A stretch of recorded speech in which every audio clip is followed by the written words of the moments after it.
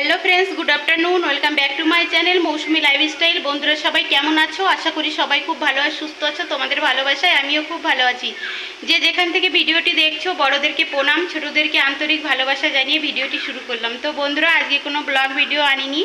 আজকে রোজ রোজ blog video কি বানাবো বলো? বাড়ি থেকে কোথাও যাই না, বেরোই না, ওই জন্য আর ব্লগ ভিডিও রোজ একই রকমের হয়ে যাচ্ছে। ওই জন্য আজকে ভাবলাম একটা রেসিপি করছি, তো একটু শেয়ার করে দিই তোমাদের সাথে। আমার রান্নাটাও হয়ে যাবে আর রেসিপিটাও শেয়ার করা হয়ে যাবে। তো আজকে দেখো কি বানাবো, তোমাদের ব্যাক ক্যামেরা করে দেখাচ্ছি, আর পুরো রেসিপিটার সাথে থাকো, আশা করি ভালো লাগবে। আর আমি এই রেসিপিটা একটা স্পেশাল মশলা মানে নিজে বানাবো, নিজে বানিয়ে ওর মধ্যে দেব। তো মশলাটা কি তোমাদের সাথে শেয়ার করব, দেখো। আর ওই বানিয়ে না ওই মশলাটা দিলে পরে না রেসিপিটা মানে টেস্টটা দ্বিগুণ হয়ে যায়, দারুণ লাগে, টেস্টি। আর কি বানাচ্ছি নিশ্চয়ই দেখাবো, না দেখালে কি করে বুঝবে বলো? তো ঠিক আছে, দেখতে থাকো, সাথে থাকো। টাটা। আজকে নিয়ে এলাম বন্ধুরা, দেখো দারুণ সুস্বাদু একটা রেসিপিটা হচ্ছে আমি ঘুগনি বানাবো। আজকে ঘুগনি তৈরি করে দেখাবো। দেখো, ঘুগনি তৈরি করার জন্য আমি মটর ভিজিয়ে রেখেছিলাম, 4-5 ঘন্টা আমি মটরটাকে ভিজিয়ে রেখেছিলাম। আর এখন দেখো আমি মটরটাকে একটা প্রেশার কুকার নিয়ে নিয়েছি। তো মটরগুলো ভালো করে ধুয়ে নিয়েছি, ধুয়ে নিয়ে এবার প্রেশার কুকারে মটরগুলো দিয়ে দেব, দিয়ে আমি সেদ্ধ করে নেব। ওই জন্য আর কি ভালো করে ধুয়ে নিয়েছিলাম আগে থেকে, ধুয়ে এবার জল ঝরিয়ে প্রেশার কুকারের মধ্যে মটরগুলোকে দিয়ে দিচ্ছি সিটি লাগানোর জন্য। তো এগুলো প্রেশারে না দিলে পরে ভালো গলবে না, আর প্রেশারে দিলে ভালো গলে যাবে। আর এখানে দেখো চৌকো চৌকো করে আলু কেটে রেখেছি, ছোট ছোট করে আলু কেটে রেখেছি, দুটো ছোট মাঝারি সাইজে দুটো আলু কেটে রেখেছি আমি। আর এদিকে দেখো আমি পেঁয়াজ, রসুন, আদা, টমেটো, কাঁচা লঙ্কা, তো কাঁচা লঙ্কা আমি দুটো দিয়েছি, আর দেবো 3-4টে। তো আর জিরা গুঁড়ো দিয়ে একসাথে একটা মিহি পেস্ট করে নেব। তার কাঁচা লঙ্কাতেই রান্না করব, চাইলে শুকনো লঙ্কার গুঁড়ো ইউজ করতে পারো বন্ধুরা, কিন্তু আমি শুকনো লঙ্কার গুঁড়ো ইউজ করি না, কাঁচা লঙ্কা দিয়েই রান্না করা হয় আমাদের। তো দিলে কালারটা একটু ভালো আসে, কিন্তু আমরা খাই না তো শুকনো লঙ্কা, ওই জন্য আর দিই না, কাঁচা লঙ্কা দিয়ে আমি রান্নাটা করব। এর মধ্যে দেখো আরও 4-5টা কাঁচা লঙ্কা আমি দিয়ে দিলাম, দিয়ে পেস্ট করে নেব একসাথে। এবার আমি মটরগুলোর মধ্যে জল দিয়ে দেবো, পরিমাণ মতন জল দিয়ে দেবো। জল দিয়ে আমি মটরগুলোকে সিদ্ধ করতে বসিয়ে দেবো, মানে মটরটা যাতে জলের নিচে ডুবে যায় সেরকম পরিমাণে জল দেবো। আবার অতিরিক্ত বেশি দেবো না, বেশি দিলে আবার জলটা বেরিয়ে আসবে সিটি লাগার সময়।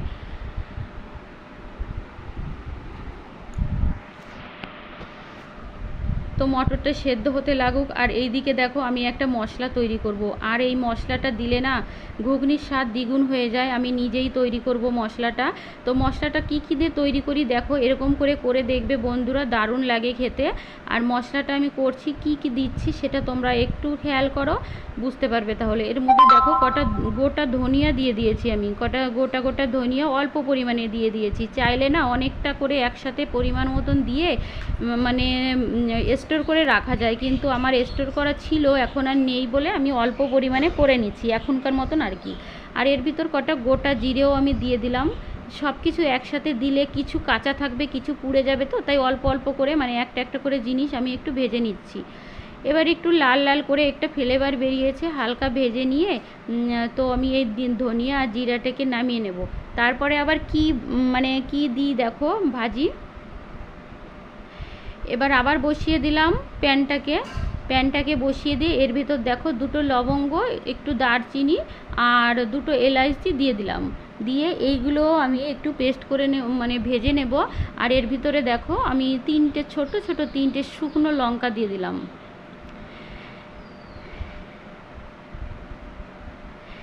এবার এইগুলো একটু মানে একটু ভাজা ভাজা করে নেব, হালকা ভাজা ভাজা হবে যখন, তখন গিয়ে এইগুলো আমি নামিয়ে নেব।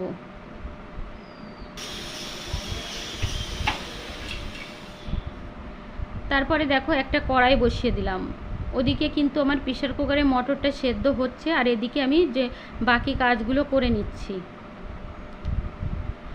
এবার দেখো একটা শিল নোড়া মানে ধুয়ে আমি রেখেছিলাম, ধুয়ে পরিষ্কার করে রেখেছিলাম, শুকিয়ে গেছে, শুকনো খোলায় ভেজেছি, তো শুকনো করে পেস্ট করব, ওই জন্য আমি শুকিয়ে নিয়েছি তোমার শিলটাকে। এবার দেখো তোমার কড়াইতে একটু তেল দিয়ে দিচ্ছি। তেল দিয়ে কড়াইতে আমি কি করব, আলুগুলো ভেজে নেব, একটু লাল লাল করে আলুগুলো ভাজা করব, ওই জন্য কড়াইতে তেল দিয়ে দিলাম। তেল দিয়ে আলুগুলো দিয়ে দিলাম। দেখো এবার আলুগুলিকে আমি নাড়তে থাকবো, নাড়তে চাড়তে সুন্দর করে ভেজে নেব আলুগুলো।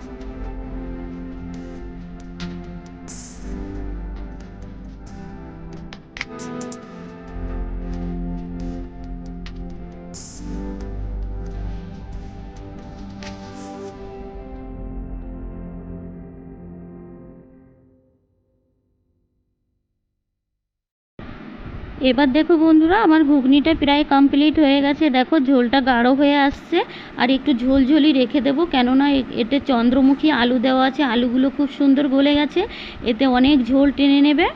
রাত পর্যন্ত, রাতে যদি রুটির সাথে খাওয়া হয় তো অনেক ঝোল টেনে যাবে, তো ওই জন্য আর ঝোলটা কমাবো না। আমি এর ভেতরে এবার দেখো কি দিয়ে দেবো একটু, তো এর ভেতরে আমি সামান্য পরিমাণে একটু চিনি দিয়ে দিলাম। আর যে মশলাটা করে রেখেছিলাম, পেস্ট করে রেখেছিলাম, সেই মশলাটা এর ভিতরে পুরোটা দিয়ে দিলাম। দেখো এই মশলাটা দেওয়ার পরে ঘুগনিটা দিয়ে সুন্দর একটা সেন্ট বেরিয়েছে, মানে দারুণ একটা ফ্লেভার বেরিয়েছে। এবার দেখো আমার এটা কমপ্লিট হয়ে গেল। এইবার তোমার চিনি আর তোমার ওই মশলাটা দিয়ে আমি একটুখানিকের জন্য একটু ঢাকা দিয়ে রেখে দেবো, একটুখানিকের জন্য ঢাকা দিয়ে রেখে দেবো। আর গ্যাসটাকে বন্ধ করে দেবো আমি এখন। দেখো পুরো কমপ্লিট হয়ে গেছে ঘুগনিটা আমার। ঠিক আছে বন্ধুরা, রেসিপিটা যদি ভালো লাগে লাইক কমেন্ট করে দিও। তো সবাই ভালো থেকো, সুস্থ থেকো। আবার দেখা হবে একটা নেক্সট ব্লগের সাথে। টাটা সবাইকে।